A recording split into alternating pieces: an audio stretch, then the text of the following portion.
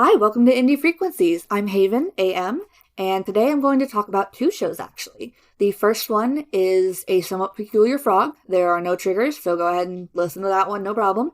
The second one does have a major trigger of suicide, which I will talk about in further detail when I get there, but I've put it last so that you can just not listen to the latter half of the episode if that bothers you.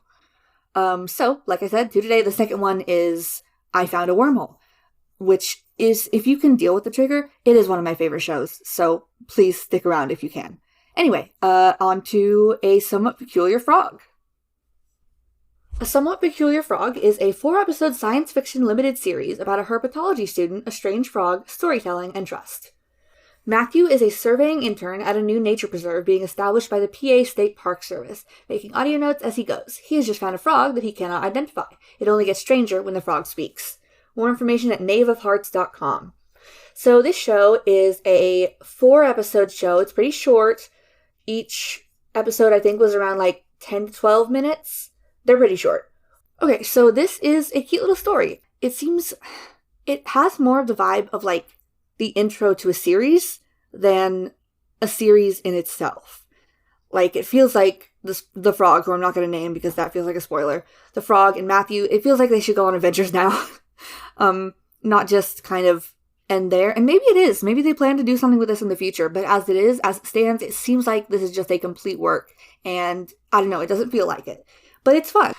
The frog is very interesting. The format of like audio tapes, like recordings for research purposes, it's been done a million times, but it's not bad here. Like it fits perfectly with what's going on. It fits with what Matthew's trying to accomplish. It makes sense.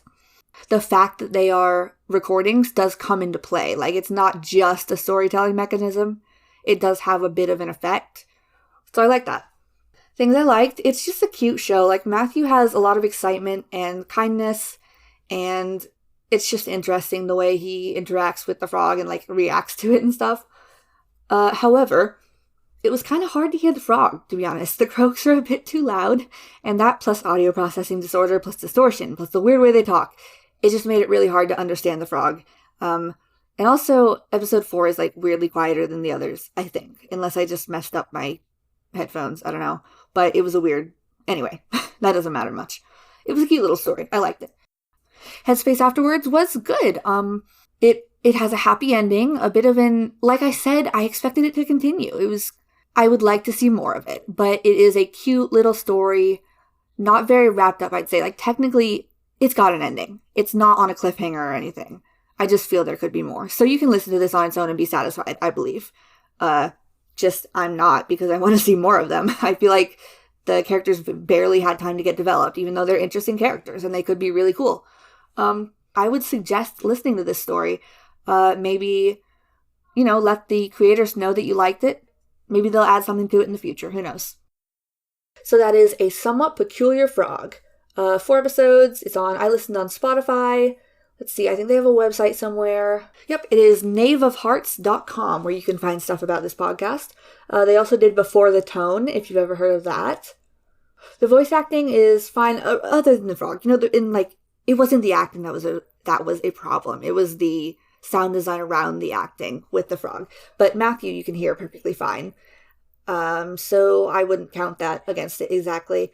It would be nice if there were transcripts, which, let me check if there are. Oh, there are. So you have to go on Google Drive for these, but it does work. This would have helped. Yeah, for sure, that helps a lot. I would suggest reading the transcript as you listen to this, unless you're, doing something else. It's a short show. So I think if you have the time, it's worth sitting down and just reading the transcript while you listen to it.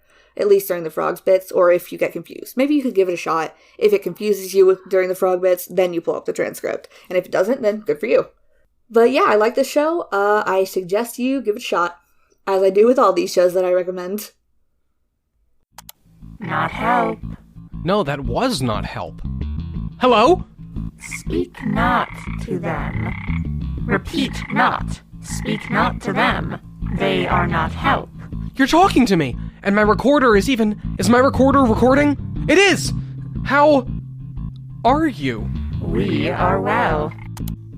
Frogs. Friendship, trust, storytelling, and mystery can all be found in A Somewhat Peculiar Frog, a 4-episode limited series created by Anna Stein, James Brandis, and Knave of Hearts. Listen on your podcatcher of choice. Keep up to date on Twitter and Tumblr at Knave of Hearts AD, or look up more information on knaveofhearts.com. Now, I want to talk about I Found a Wormhole. This is another short one. It's only got 5 episodes. They're a bit longer than the Peculiar Frog ones. And definitely, certainly more involved. There's a lot more happening. It's just one person, talking to herself. Talking to herself. There's not a full cast or anything, but she's a great voice actor. I really love her acting. She's incredibly talented, and the audio quality is great, which is always a plus, of course. Before we get into this, I want to say some triggers. The main one is that there is major character death at the end. It's a somewhat happy ending. It's not I wouldn't call it a bad ending, but there is major character death. And I'll talk more about the headspace that left me in later. But the major trigger is suicide. There is a major character suicide, and they talk about it a lot, especially in episode 5. So look out for that. Be careful, keep yourself safe and all that. But if that doesn't bother you, if you can listen to that without, getting stuck in a horrible state of mind, then continue on, because this is one of my favorite shows. I love it a lot. So without further ado, here we go. The premise of this is basically that this lady's walking through the woods and she finds a wormhole. She calls it the anomaly. She can throw things through it. Sometimes they'll pop back out. She can eventually send notes through it and someone replies. And this is the main thing that the show focuses on, is that there is someone else on the other side of this wormhole talking back to her. The main character is named A. The person on the other side of the wormhole is named B, at least, for purposes of referring to each other. They don't want to share their names. Episode 2 is where it really picks up. It has a hell of a twist, and I loved it. Oh my god, it was so cool. Okay, this is a little off topic, but just the way they talk, this character is so well made, has such depth, and was very enjoyable to listen to. I love this character. I think it said in the credits that her name is technically Jessie, but I'm just going to refer to her as A because that's what she's called in the show. But yeah, episode 2, hell of a twist, fantastic. It really changes the view and kind of the direction of the rest of the show. I'm debating whether I should share or not, but it does feel like a big spoiler. Yeah, I won't, but it's very cool. There were some parts of the show where I was a little confused. This resolved itself soon enough. I do wish it had been maybe explained a little bit better. And when A talks to B, I was unsure as to how they were talking, if they were using the phone or if it was still notes again and they were just reading it aloud, or, it became clear pretty quickly.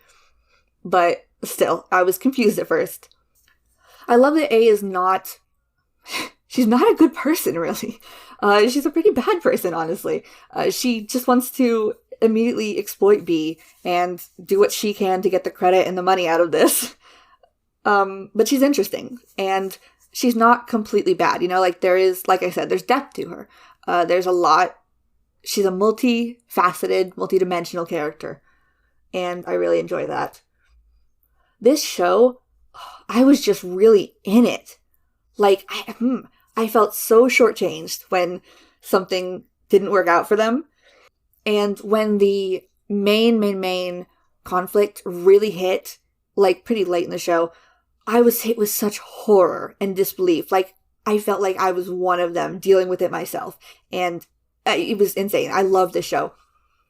It is an amazing piece. It's very thought-provoking, profound in its discoveries, a little confusing at times, but by the end I got it, and oh my god, did I like what I got. I loved it. I almost cried near the end. I was so into it. And then it ends on a fantastic line where it was really? You're going to end it there? You're not going to go on a little more? So maybe I would have liked a little bit of an epilogue, sort of, but at the same time, I don't know if that's needed. I don't know if that would have taken away from the ending. I don't know. I think I'm happy with how they left it, but at the time, I was not happy at all. I was completely how are you going to end it there? But it makes sense. It does. It's a good ending. As for Headspace, I feel like if I had stopped anywhere in between episodes, I would have been stuck in that headspace for hours. However, I finished it all in one sitting, going at 1.8 times speed, but don't question my methods. And I've given it a bit of time now, and I think it left me in a good headspace. It was a wild ride for sure, and I got really into it. And usually when I get really into these things and there's a not great ending, which it's not an unhappy ending, but like there is, I feel like it's obvious through the show notes, even the description and stuff, there is major character death. And I'll talk about triggers. I'll put that at the beginning. But I don't feel like I dwelled on that too much. Like I wasn't stuck in that headspace of the everything has gone wrong, bad things are happening. Because it was positive technically, and I was just so caught up in how good the show was that I didn't really get stuck in that bad headspace. So it was good. It was good. Characters. Only one, but oh my god, she's such a strong character. I've already harped on that, so I'm not going to go more, but I love her so much. The plot, incredibly strong. It's very interesting how the experiments they do with the anomaly and the way they deal with it, the way they choose to approach it. It's cool. For fun, it is exciting. It is entertaining, but it's definitely serious in some points. Like it's not quite as comedic, I guess, as a lot of the shows I review. It's certainly quite serious in some points, especially near the end, like especially then. But it is a good show. I think this is one of my favorites so far, which is wild because I love all of the shows I review. Like I love them a lot. I'm incredibly attached to them. But this one hit me hard. I was so into it. And I highly recommend it to anyone looking for a good short audio drama to listen to. It's great. I Found a Wormhole, the audio series. You can go to ifoundawormhole.com. It has an episode list with it weirdly starts with 5 episodes, the finale at the top of the episode list, which is, I feel, a bit of a spoiler if you read the description there. So maybe don't. And then there's an about the show, with stuff about the creator. Oh, was the creator also hold on, let me check this. No, the creator was not the actress, but the actress is not on the website under about. Oh, it's under credits. Okay. Yes, there is a credits tab. I'm just stupid. The actress for Jessie Baker is Mary O'Neill. Writer/creator is PCK. Sound mixing Adam Choi. This is a good show. I could not recommend it more. It's one of my favorites. I will probably re-listen to this eventually. It's so good. This is going to sound crazy, but I heard this weird sound. When I went in to get a closer look, the rock wasn't there. It just vanished. I thought my mind was playing tricks on me, but I tested it. I tossed in another rock, and it disappeared. I think I found a wormhole. It's time to see what's on the other side. People don't really care who found something. They care about branding. Electrical circuitry doesn't survive the trip. With the success of mammalian test subject, it might be time to run a human trial. And the only human I've got on hand is, well, me. There are 100 million things that could go wrong. My body could disintegrate, or explode, or both. Or I could become the first person in history to safely pass through a wormhole. Radiation levels are not dropping. Oh god, like pieces of us were being plucked off one atom at a time. We went from 200 grasshoppers to 0 in a matter of minutes. Vanished from existence. The twins destroyed each other like bowling balls thrust together at the speed of light. I woke up blind this morning. We should have been more careful. I should have been more careful. I always thought I was going to do something great. Be great. They would write about me in history books, and people would see my name and think of my achievements. None of that happened. The only person who knows what I did is you.